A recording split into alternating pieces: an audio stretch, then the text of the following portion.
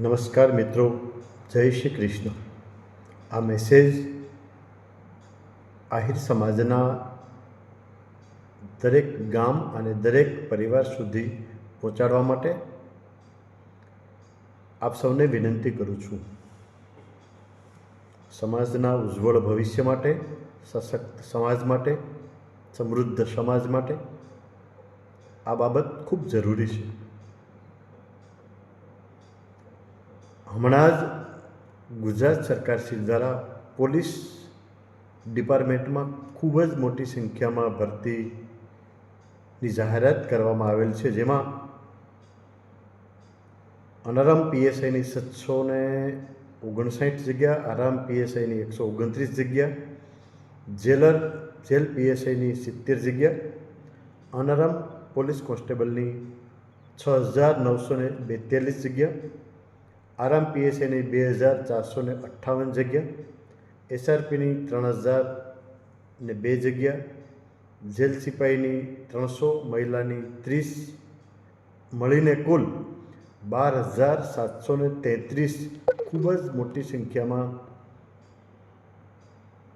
ભરતી કરવામાં આવનાર છે. જાહેરાત બહાર પડી ગયેલ છે. દરેક સમાજ એવું વિચારે છે કે આપણા સમાજના લોકો વધુમાં વધુ સરકારી તંત્રમાં ભરતી થાય. આપણે પણ એવું વિચારીએ કે આ ભરતીમાં આહિર સમાજમાંથી ખૂબ જ મોટી સંખ્યામાં ભાઈ બહેનો ભરતી થાય. પરિણામ આવે જ્યારે ભરતીઓનું કોઈ પણ, ત્યારે આપણે વિચારતા હોય કે ફલાણા સમાજના એટલા પાસ થયા, બીજા સમાજના એટલા પાસ થયા, આ જગ્યાએથી એટલા પાસ થયા, આપણા કેમ ઓછા? એવી ચિંતા કરવાવાળા સોશિયલ મીડિયામાં ગ્રુપોમાં લખવાવાળા ખૂબ ઘણી સંખ્યામાં જોવા મળતા હોય છે. પરંતુ એના માટે આપણે જ કંઈક પ્રયાસ કરવો પડશે. આપણે જ પ્રયાસ કરેલો હોવો જોઈએ. પછી બોલવાથી કે લખવાથી કંઈ વળતું નથી. ખૂબ મોટી સંખ્યામાં ભરતી થાય એ માટે આપણે અત્યારથી જ બધા પ્રયાસ કરીશું. તો આવનાર ભરતીનું જ્યારે પરિણામ જાહેર થશે, આહિર સમાજમાંથી વધુમાં વધુ દીકરા દીકરીઓ આ ભરતીમાં પાસ થાય. આ માટે શું કરી શકીએ આપણે? આહિર સમાજના દરેક અધિકારી કર્મચારીઓને પણ વિનંતી કરું છું. જાહેર જીવનના જે લીડરો છે, સોશિયલ લીડરો છે, રાજકીય લીડરો છે, એ બધાને પણ વિનંતી કરું છું કે આપણે આપણી ગામમાં અને આસપાસ રહેતા અને આ ભરતીમાં લાયક દરેક ઉમેદવાર, અને ખાસ કરીને જે કેપેબલ હોય, પાસ થઈ શકે એમ હોય, હોશિયાર ખાસ દીકરા કે દીકરી હોય, એવા તમામ લોકો ફોર્મ ભરે એના માટેના પ્રયાસ કરવાના છે. એને માટે દરેક વ્યક્તિ પોતપોતાનું ગામડું લઈ લે તો પણ આ ખૂબ સારી રીતે થઈ શકે.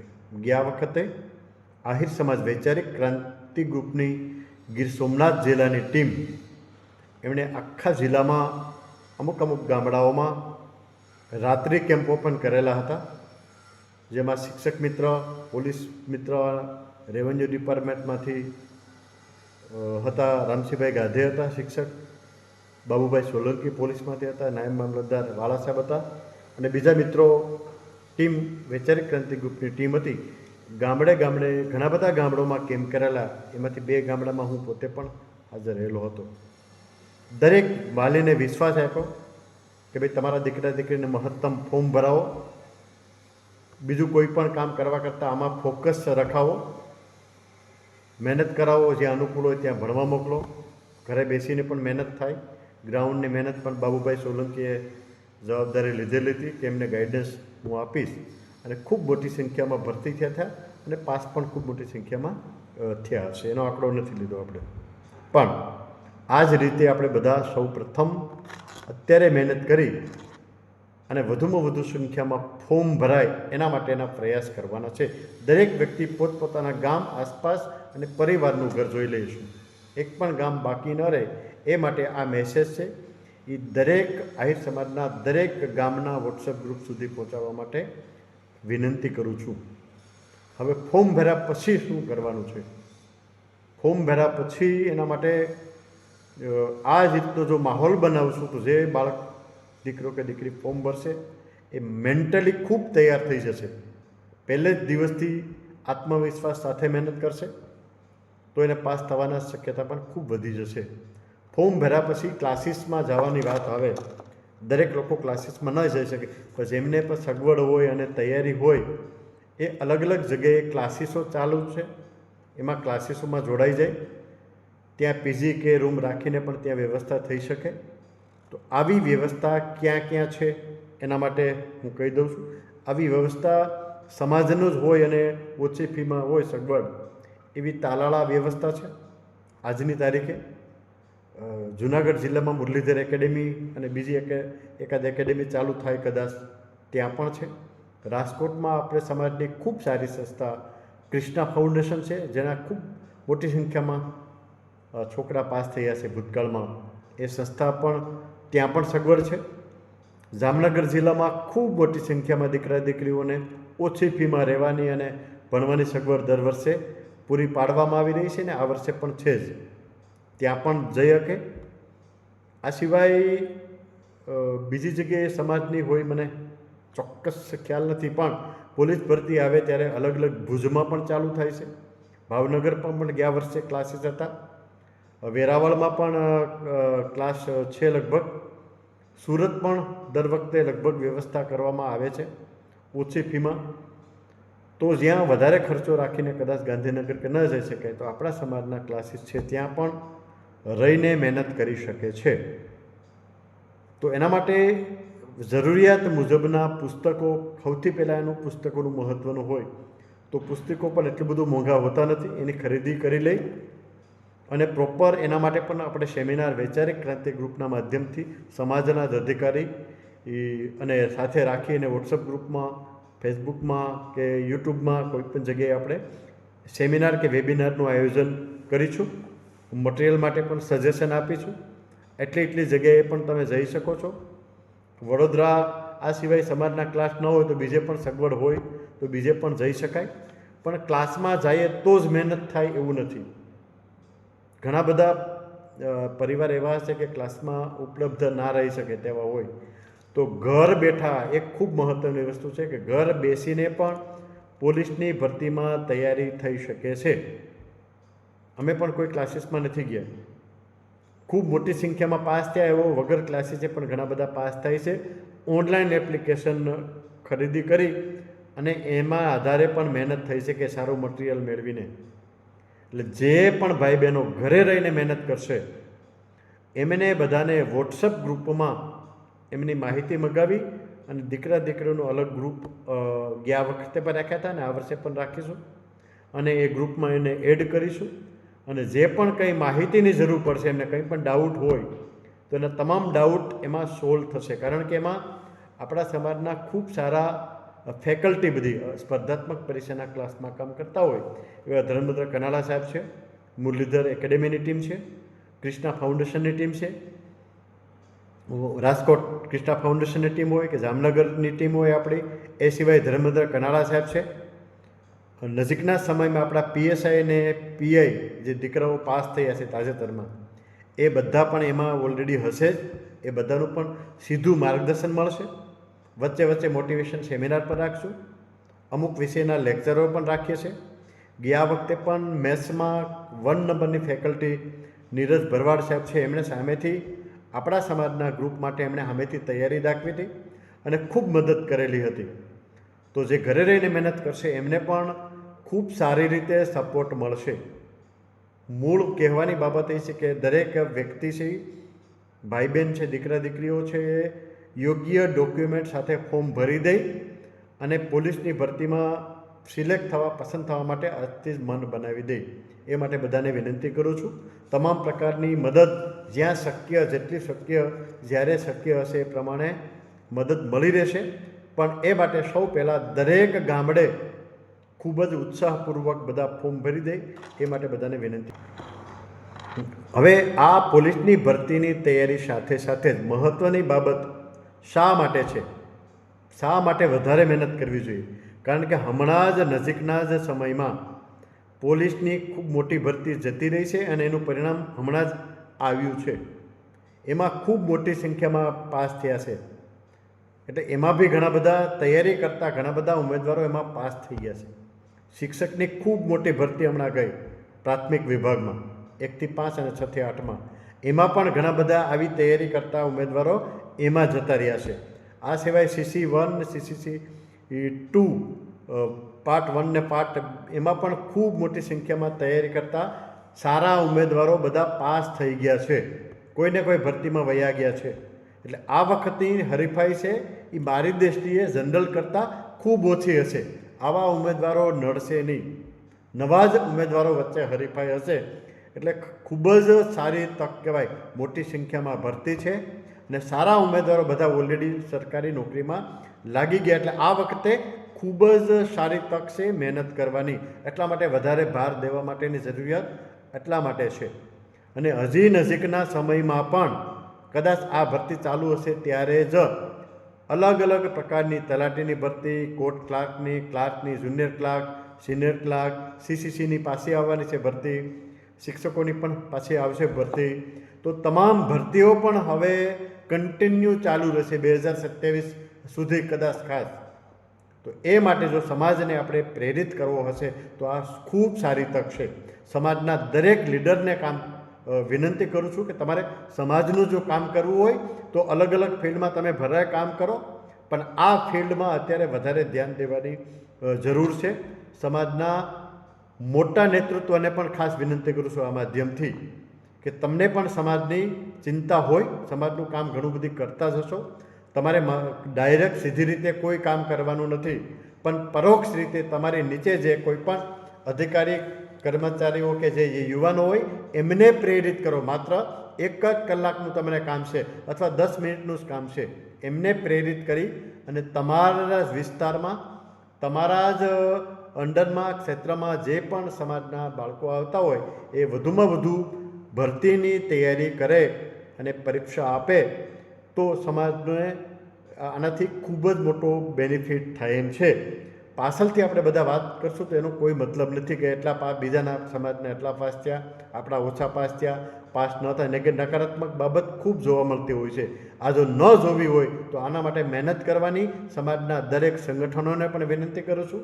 બધા સંયુક્ત રીતે મહેનત કરી અને મહત્તમ જે આપણો જે ફોકસ છે એ આ 2 વર્ષ પૂરતી આમાં કેન્દ્રિત કરશું તો સમાજના ખૂબ મોટી સંખ્યામાં દીકરા દીકરીઓ છે.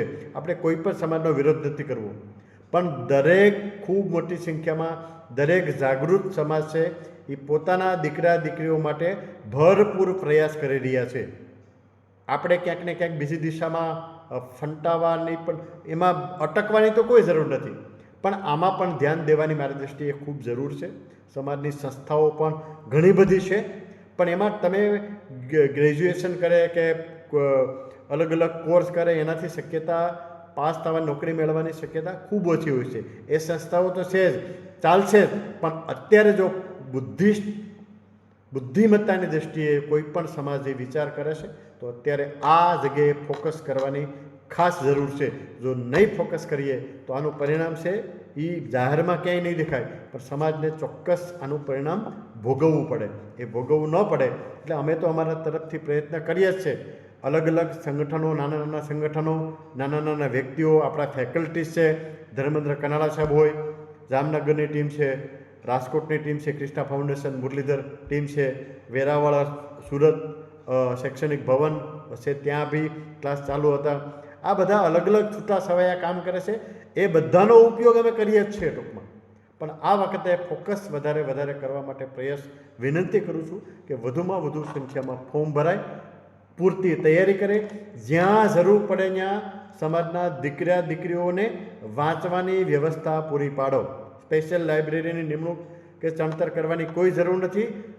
દેવી દેવતાઓના મંદિર હોય, મઠ હોય, ખાલી રૂમ પડ્યા હોય, સરકારી સંસ્થા હોય, ત્યાં ખાલી એક લેમ્પ મૂકીને પણ આ વ્યવસ્થા કરી શકાય.